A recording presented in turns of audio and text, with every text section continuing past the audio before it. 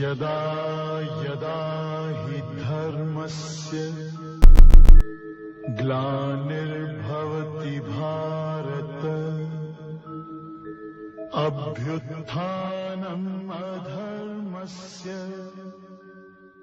तदात्मानम्। भगवता नारायणेन स्वयं व्यासेन पठितां पुराणमुनिना मध्ये महाभारत अद्वैतामृतवर्षिणीं भगवती अष्टादशाध्यायिनी मम्मत्वान् सन्तदामि भगवद्गीते भगवद्वेष्टि नमोऽस्तुते व्यासविशालबुद्धे कुलारविन्दाय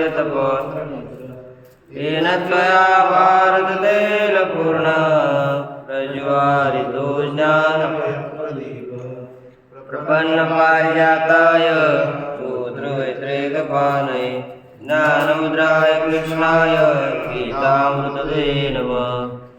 ॐ श्रीभूषितकरात् नवनीतदावास् पीताम्बराधरोष्ठात् पूर्णेन्दुसुन्दरमुखादरविन्दनेत्रात् कृष्णात् परं किमपि तत्त्वं न जानामि।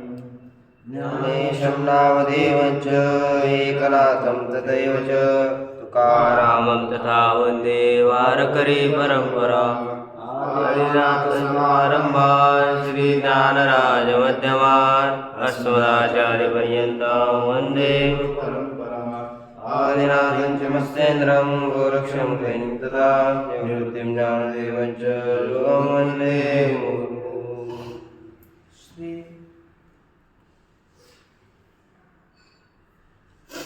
भगवान परमात्मा श्री ज्ञानोबाराय गुरु तुकाराम महाराज शांति ब्रह्म हरिनाथ महाराज आदि गुरु श्री शंकराचार्य इत्यादि सब संतों की अलौकिक हेतु की अकारण करुणा से कृपा से श्रीमद् भगवद गीता का विचार करते हुए श्रीमद् भगवद गीता के 13वें अध्याय में हम लोगों ने प्रथम श्लोक का और द्वितीय श्लोक का विचार किया। द्वितीय श्लोक के शब्दशः अर्थ का विचार किया और कहा देखा कि ये भरत कुलोत्पन्न अर्जुन सभी क्षेत्रों में जो क्षेत्रज्ञ है उसे मैं समझो, सभी क्षेत्रों में क्षेत्रज्ञ को मुझे समझो।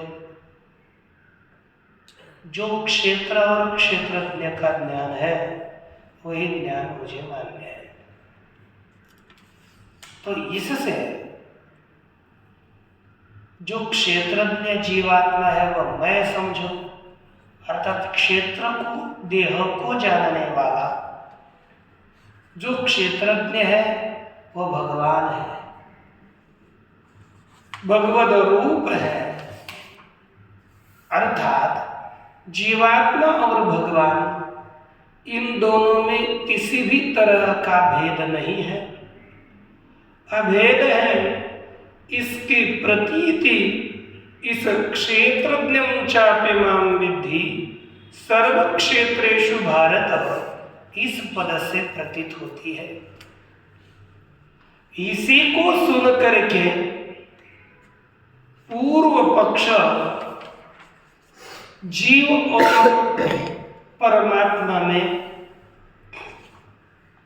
भेद कहने के लिए अपना पक्ष संस्थापित कर रहा है। तो देखिए आगे क्या कर रहे हैं। जीवेश्वरयोः एकत्वम उक्तम आक्षिपति, हमने गिरिकरण लिखा कि जीव और ईश्वर का जो एकत्व बताया, एकत्वम उक्तम माने बताया, उसके आक्षेप कर रहे हैं। आक्षेप माने शंका, उसमें एक शंका करेगी अर्थात ये जीव और ईश्वर का ऐक्य कभी भी सिद्ध नहीं हो सकता। यह पूर्व पक्षी कहता है। अभी एक एक पंक्ति ध्यान दें। ननु, कभी भी ननु जहाँ कहीं दिखेगा वह पूर्व पक्ष के लिए लगा हो। सर्व क्षेत्रेषु एक एव ईश्वर, क्या अर्थ लिखा है? सर्व क्षेत्र माने अर्थ क्या होगा? सभी क्षेत्रों में एक ही ईश्वर है। क्षेत्र अर्थात देह। इदं शरीरं कौन्तेय क्षेत्रम इत्यभिधीयते। हे कुंतीपुत्र अर्जुन, यह शरीर क्षेत्र है।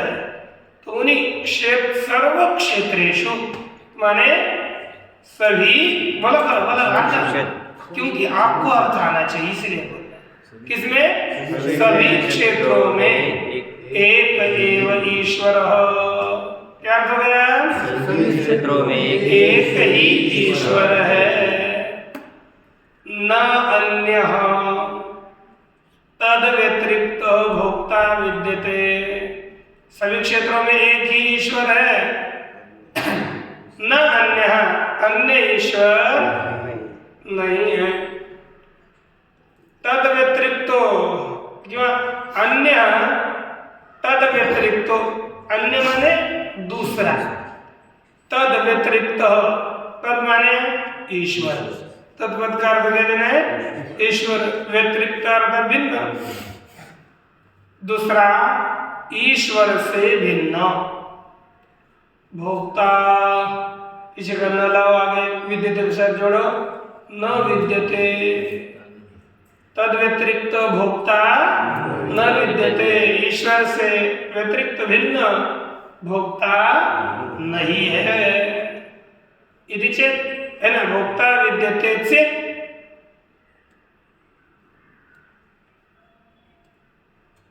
ठीक ना? ऐसा यदि है तो ततः, ततः अर्थ है तो, चेत का अर्थ ये लेंगे। ऐसा यदि है तो ईश्वरस्य ततः, ईश्वर में संसारित्वम प्राप्तम। ईश्वर में क्या प्राप्त हो गया? कैसे प्राप्त हो गया? देखो, आप ध्यान दे दो एकाग्र, क्योंकि आपको ही प्रश्नोत्तर करने आने चाहिए। यदि ईश्वर और जीवात्मा एक है, अलग अलग नहीं, ईश्वर भी वही और जीवात्मा भी वही, दोनों में अभेद है।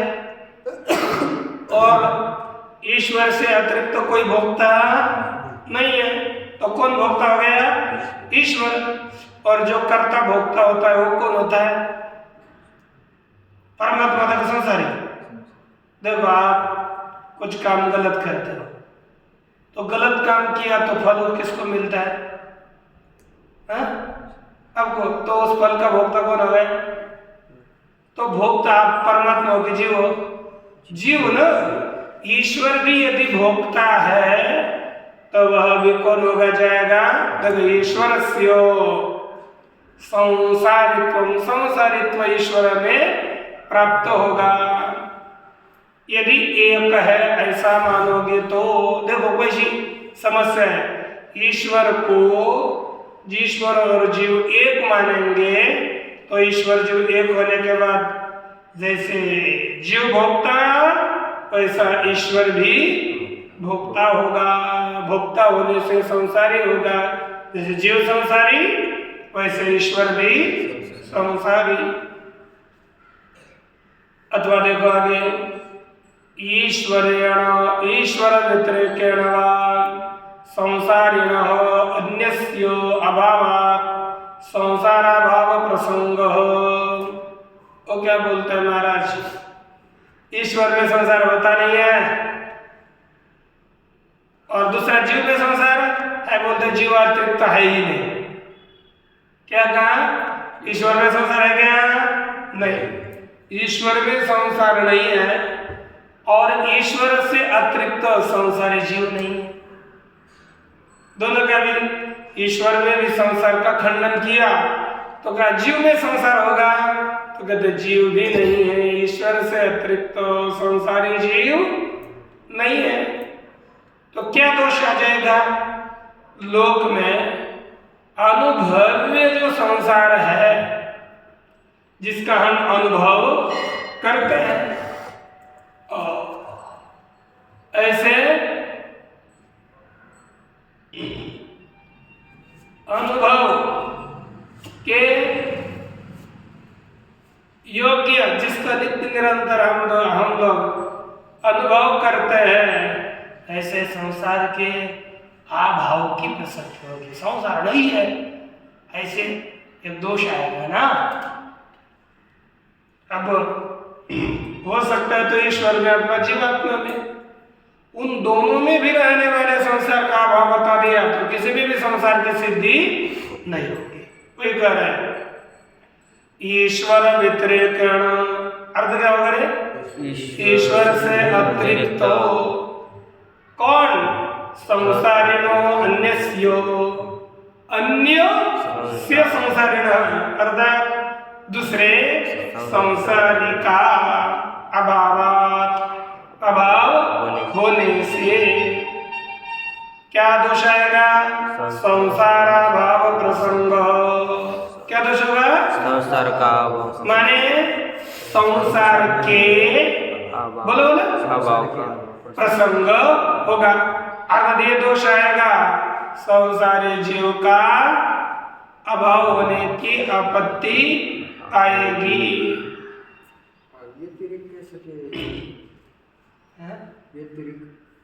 माने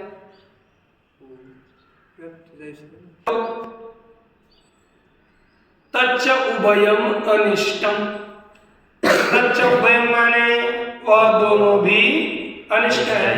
कौन कौन? पहला, ईश्वर में संसारित्व आना। एक देखो, प्राप्तम तक एक विषय, और उसके पहला दोष आ गया, यदि जीव और ईश्वर एक मानोगे तो ईश्वर में संसारित्व की प्राप्ति होना। ईश्वर संसारी नहीं है, परब्रह्म रूप है वो, उसमें संसारित्व आना ये भी दोषावह है, और संसार के अभाव का प्रसंग होना यह भी दोषावह है। तच्च उभयम अनिष्टम, वह दोनों अनिष्ट है, अयोग्य है। अच्छा, क्यों करे? बंध मोक्ष तद हेतु शास्त्रानर्थक्य प्रसंगात।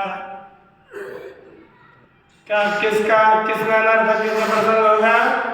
बंध मोक्ष, एक बंध और दूसरा मोक्ष। तद हेतु, उन दोनों का कारण कौन? शास्त्रों। बंध से मोक्ष समझो, बंध मोक्ष का अर्थ की अपेक्षा से बंध से मुक्ति का, मुक्ति। तद हेतु, उसका कारण शास्त्र, उसमें क्या दोष आएगा? अनर्थक्य प्रसंगा। यदि दोनों को मानेंगे, परमात्मा संसारी है, जीवात्मा कोई होता ही नहीं, तो किसके लिए शास्त्र होगा? किसके लिए शास्त्र होगा? शास्त्र तो परमात्मा को असंसारी बता करके हमें भी उसके प्राप्ति के लिए प्रयास करता है। वो अनर्थ होगा, जीव है ही नहीं जिसको संसार से मुक्त करना है, वो है ही नहीं, तो शास्त्र किसके लिए होगा? इसलिए वे दोनों पक्ष अनिष्ट है, क्योंकि बंध से मुक्ति और उसका हेतु शास्त्र, उसमें अनर्थक्य का प्रसंग होगा। और दूसरा क्या दोष आएगा? देख, प्रत्यक्ष आदि प्रमाण विरोधाच, प्रत्यक्ष इत्यादि प्रमाणों का विरोध होने से। किसका विरोध होगा? प्रत्यक्षादि प्रमाणों का विरोध हो जाने से। यहाँ पर प्रत्यक्ष प्रमाण का क्या होगा? विरोध। माने प्रत्यक्ष प्रमाण से हमें संसार दिखता है, उसका आपने अभाव बताया तो क्या होगा? विरोध। शास्त्र प्रमाण ईश्वर में असंसारित्व बता रहा है और इस वाक्य से आपका क्या होगा? संसारित्व आ रहा है ईश्वर में, तो भी क्या हो जाएगा? पूरा दोनों पक्ष उनका लेकर कर है। इसलिए क्या बोलना पड़ेगा? जीव और परमात्मा में एकत्व नहीं है, जीव और ईश्वर एक नहीं हो सकता।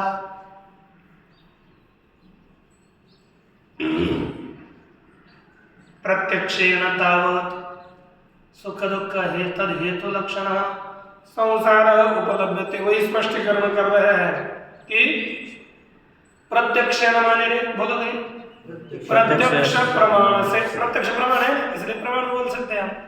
प्रत्यक्ष के द्वारा, हमारे प्रत्यक्ष प्रमाण के द्वारा तावत् सुख दुख तद हेतु लक्षण, अर्थात सुख दुख और उसका हेतु बोला सुख दुख और उसका हेतु क्या उपलब्ध होता है? संसार उपलब्धते, संसार की उपलब्धि होती है। जगत वैचित्र्योपलब्धेश्च, और जगत में विचित्रता की उपलब्धि होने से, क्या होने से बोला? जगत के चित्र उपलब्धि होने से धर्माधर्म निमित्त संसार अनुमीयते। किस कारण वाला संसार है? धर्माधर्म निमित्त वाला, धर्माधर्म इस कारण वाला संसार है, ऐसा अनुमान किया जाता है।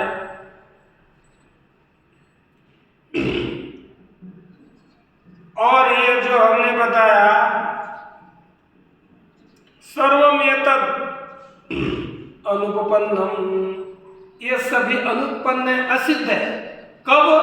आत्मा ईश्वर एकत्वे, आत्मा और ईश्वर इन दोनों को एक मानने पर यह दोष आता है। इसलिए आत्मा और ईश्वर में एकत्व नहीं है कि नहीं?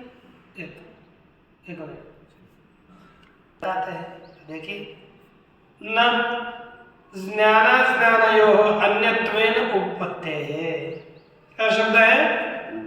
ज्ञानाज्ञानयोः अन्यत्वेन उपपत्तेः। अर्थात क्या हो गया?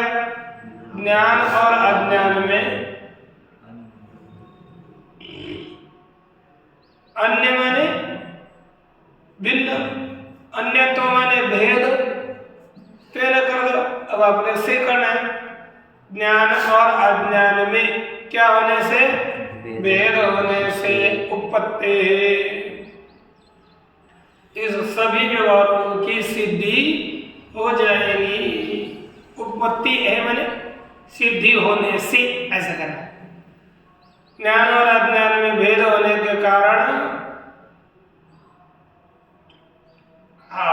है ना, उपपत्ति है, सिद्धि होने से। ये सभी व्यवहार की सिद्धि हो जाने से कोई दोष नहीं है, सब व्यवहार बनेगा। कोई अभेद का व्यवहार ज्ञानावस्था में, अभेद का व्यवहार, भेद का व्यवहार अज्ञान अवस्था में। तो देखो, दूर में ते विपरीते विशोचे अविद्यायात याच विज्ञेति ज्ञाता विद्याभीप्सनं नचिकेतसं मन्ये नत्वा कामा बहो लोलुपन्तः। देखो कठोपनिषद में लिखा, दूरनेते विपरीते एते अविद्या और अज्ञान, अविद्या ज्ञानी, विद्या ज्ञानी, ये दोनों भी विपरीत, ये विरोधी। ज्ञान और अज्ञान ये दोनों कैसे हैं? विरोधी है। विषूची, विषूची माने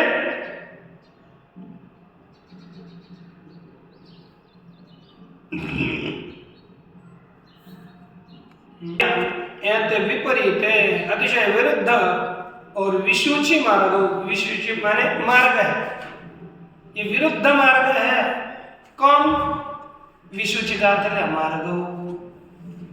विपरीत माने विरुद्ध, यह मार्ग।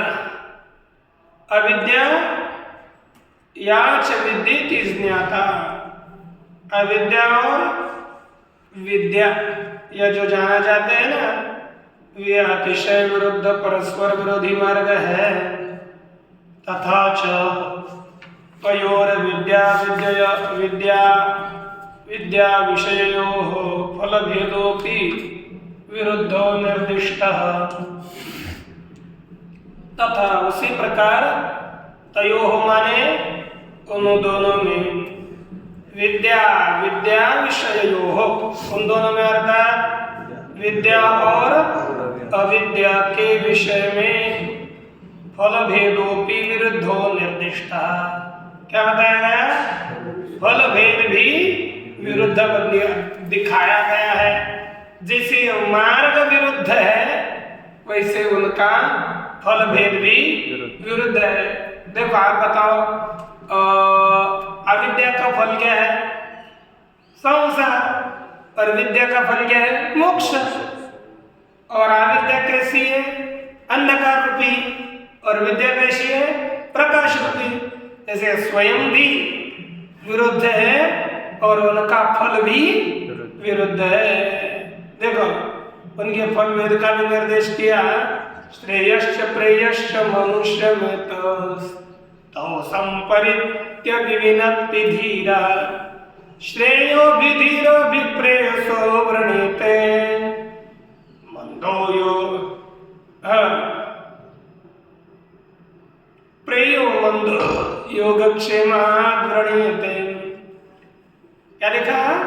श्रेयश्च प्रेयश्च मनुष्य में, श्रेय और प्रेय ये दोनों भी मनुष्य को प्राप्त होते हैं।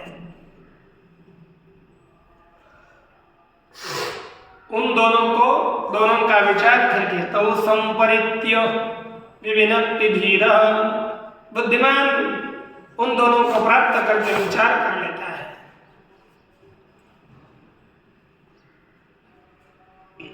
कि नहीं? ये दोनों अतिशय विरुद्ध है।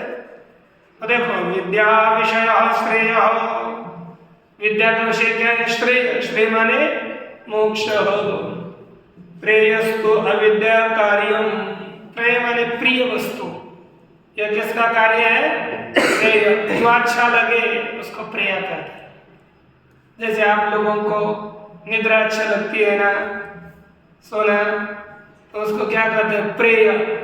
फालतू इधर उधर नाचना गाना खाना समय लगाना, ये क्या है? प्रेय है। यह श्रेय नहीं है। जो भोग्य वस्तु है यह है प्रेय। और परमात्मा की प्राप्ति, मोक्ष प्राप्ति क्या है? श्रेय।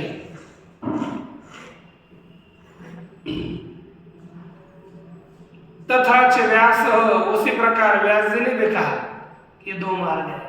जैसे अभी क्या बताया? विद्या और यह श्रुति का प्रमाण दिया, दोनों विरुद्ध है इसलिए। अब व्यास जी का वाक्य बता रहे हैं। द्वाविमावथ पंथानो इत्यादि। नीचे टिप्पणी में पूरा श्लोक दिए कि नहीं? बृहदारण्यक का वचन दिया।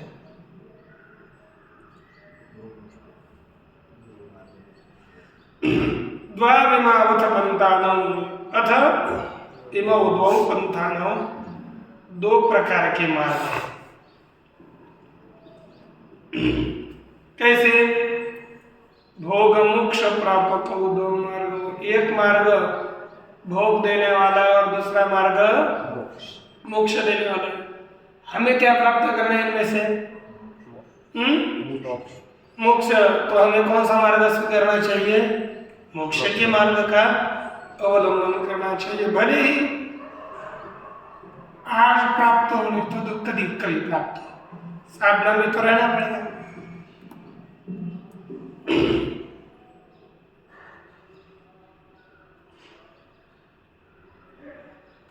आगे देखो, द्वौ इमौ द्वावेव पंथानौ इत्यादि च, यह दोनों ही मार्ग है इत्यादि बताया गया। यह चतुर्निष्ठे उक्ते, क्या बताया गया? यहाँ पर दो निष्ठाएं बताई।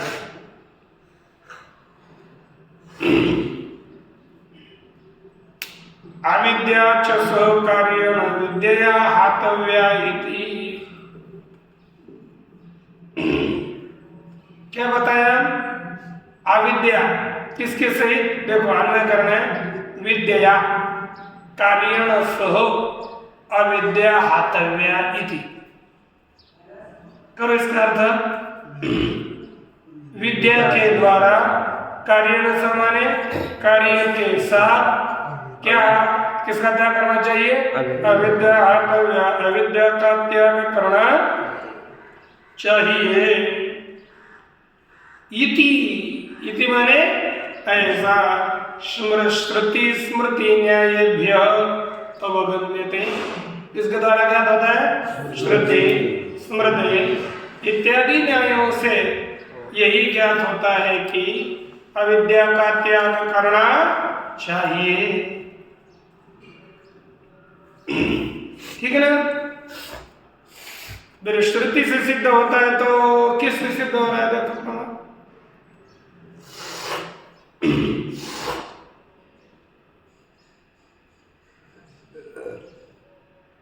श्रुतयस्तावत्, तावत् माने आदौ श्रुतयः, यह चेद वेदी तत् सत्यमस्ति,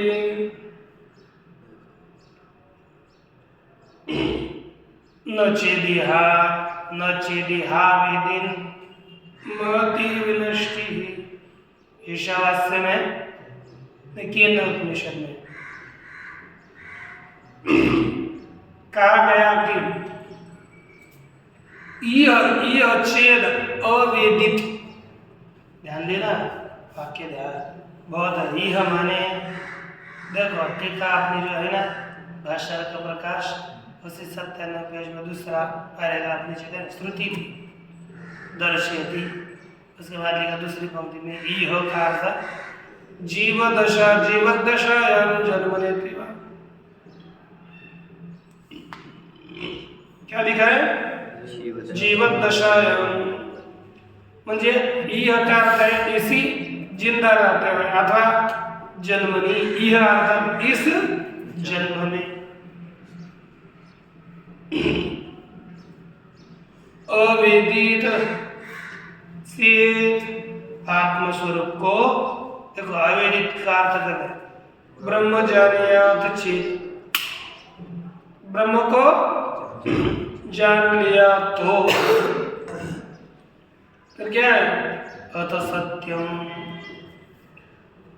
यह सत्य है। सत्यम ब्रह्म मोक्ष इति। सत्यम ब्रह्म, और वही मोक्ष है ना? ऐसे जान लिया तो उससे क्या होता है? मोक्ष। यह चेत अवेदित, सब ब्रह्म सत्य है, वही ब्रह्म मैं हूं, ऐसा यदि जान लिया अत अनंतरम,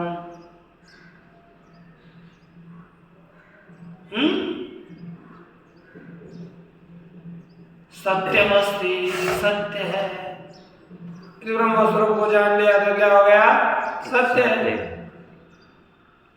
नचेदिहावेदित, यह नचेदित यहाँ पर नहीं जान लिया तो महति विनष्टि,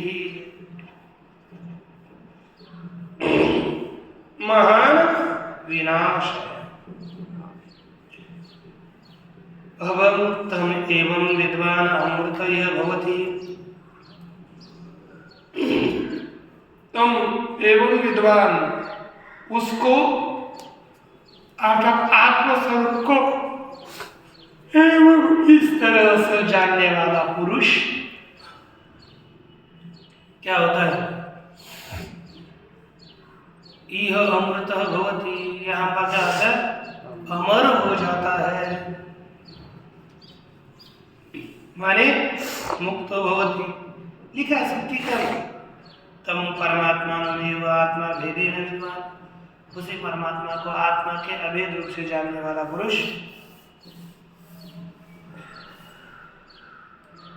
यह अमृत भवति, यहाँ पर भी अमर हो जाता है, माने मुक्त भवति इत्यर्थः।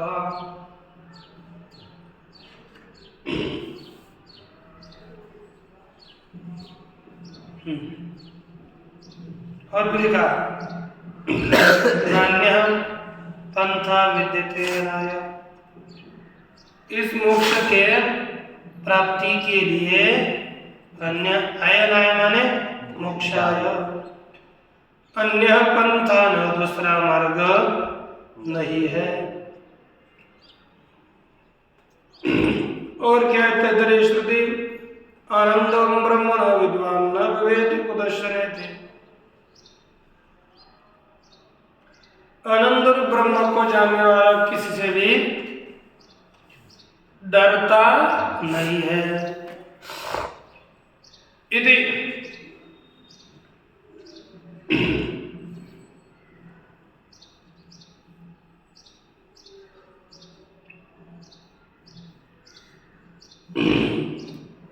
आनंदम ब्रह्म न विद्वान, एक पंक्ति देखो, आनंद ब्रह्म को जानने वाला कुतश्चन न वेति, किसी से भी डरता नहीं है। हो गया?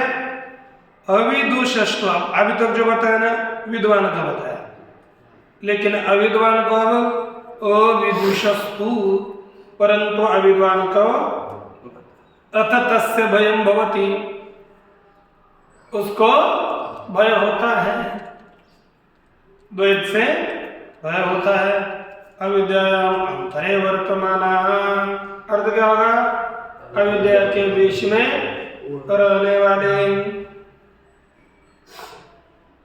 ठीक है।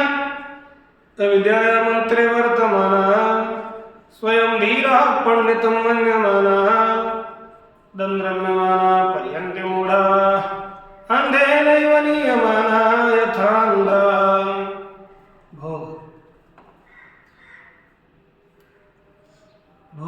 तस्य भयं भवति, अथ अनंतर तस्य भयं भवति माने उसे अज्ञानी को भय होता है कि नहीं? दूसरा अविद्यामंतरे वर्तमान, अविद्या के अंदर रहने वाला, ब्रह्म वेद ब्रह्मैव भवति, ब्रह्म को जानने वाला ब्रह्म ही होता है। असौ देखो, अन्यो असौ, अन्यो अहमस्मीति, अन्य असौ, असौ वह अन्य है, अन्य अहम मैं अन्य हूँ, इति समझ में आता है ना? इति ऐसा समझने वाला जो कोई है, न सवेदो, वह जानता नहीं है। पशु एवं सदेवानाम, इस प्रकार वह किसका पशु है? देवताओं का पशु ही है। आत्मविद्या स, आत्मविद्या स सर्वम इदम सर्वम भवति, जो आत्मज्ञानी है वह इदम सर्वम भवति, यह संपूर्ण जगद्रूप हो जाता है कि नहीं? यदा चर्मवत इत्यादि सहस्रशः, क्या यदा चर्मवत क्या वाक्य है? यदा चर्मवत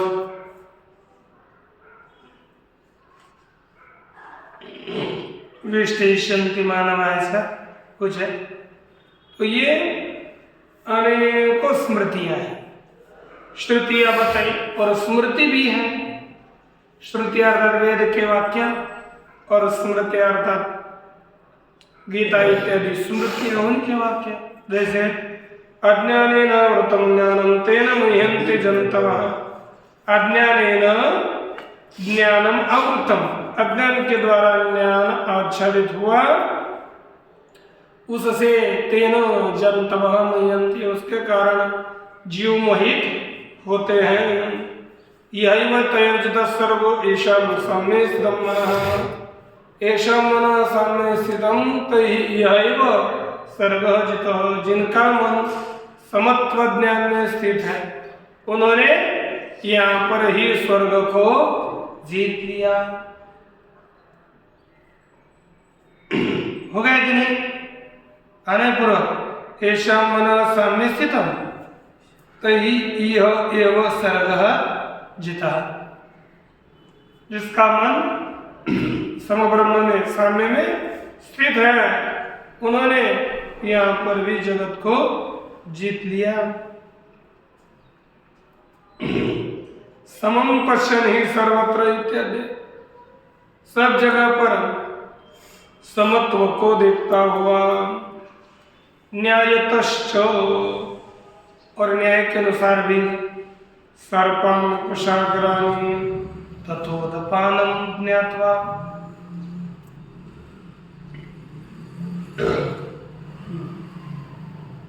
क्या कहते हैं?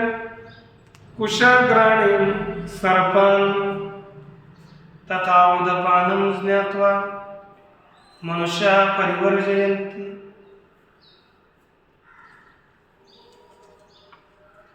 लिखा गया सर्पों को, कुशाग्राणि कुश के अग्रभागों को, तथा उदपानं उसी प्रकार उदपान,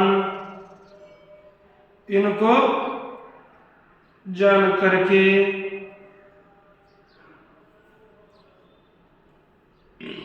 मनुष्य परिवर्जयन्ति, मनुष्यों का त्याग करते हैं। उदपान अर्थात जलाशय, उनको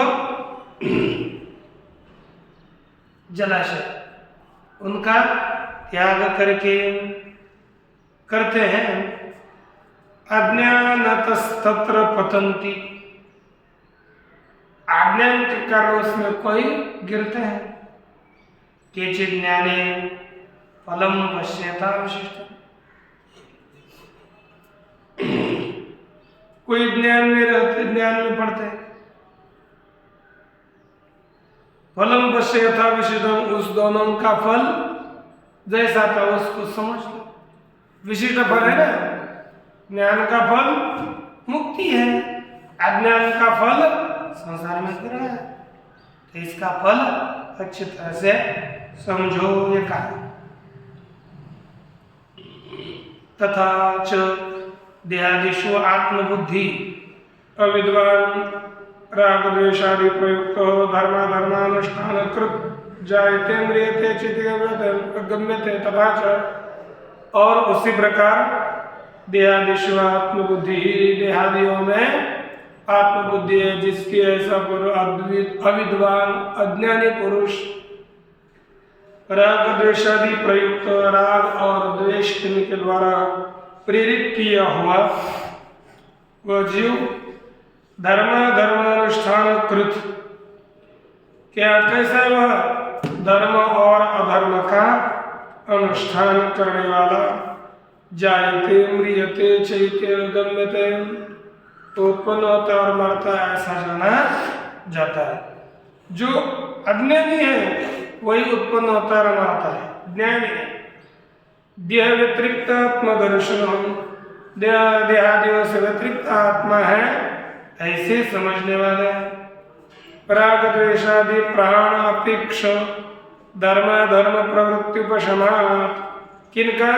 राग द्वेष इनके आदि के त्याग की अपेक्षा से धर्म प्रवृत्ति उपशमात,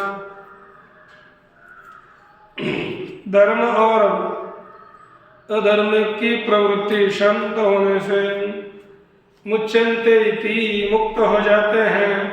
न केनचित् प्रत्याख्यातुं शक्यम न्यायतः, इसका न्याय से कोई भी खंडन नहीं कर सकता, यह बताया।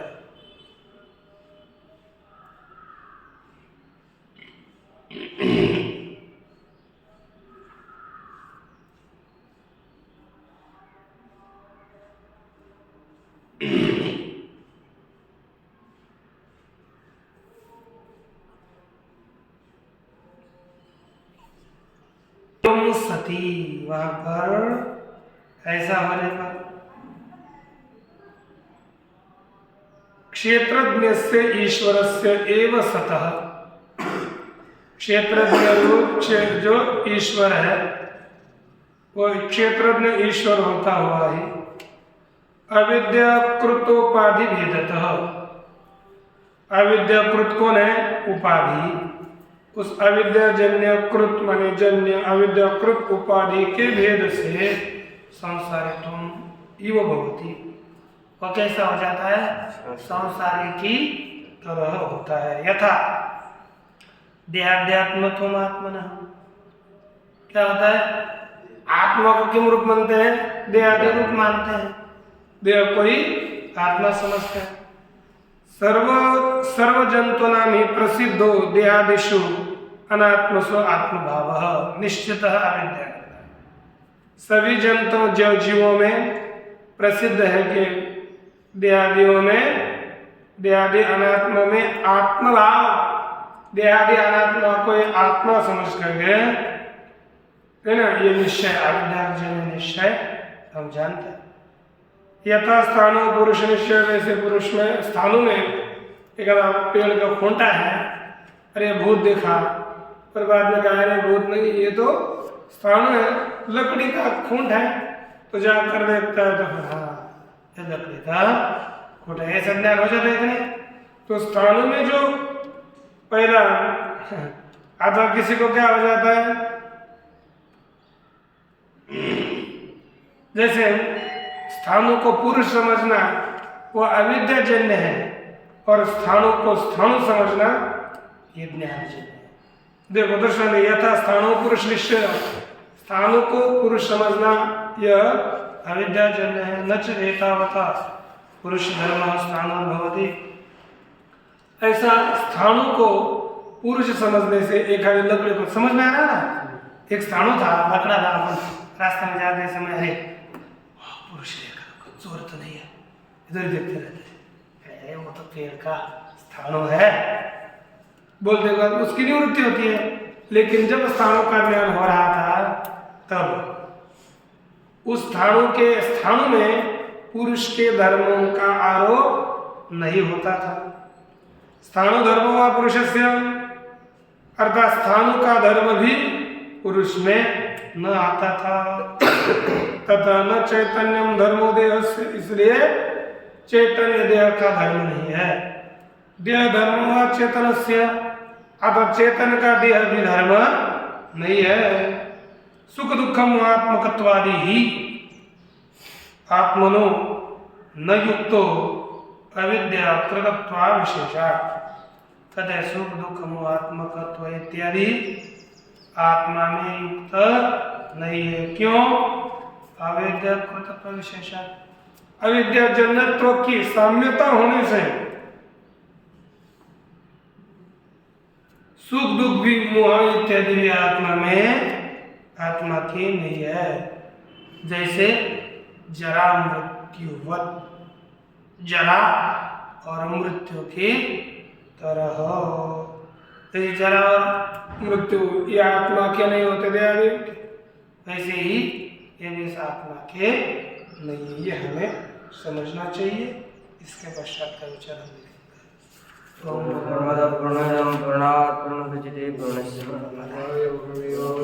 हम शांति।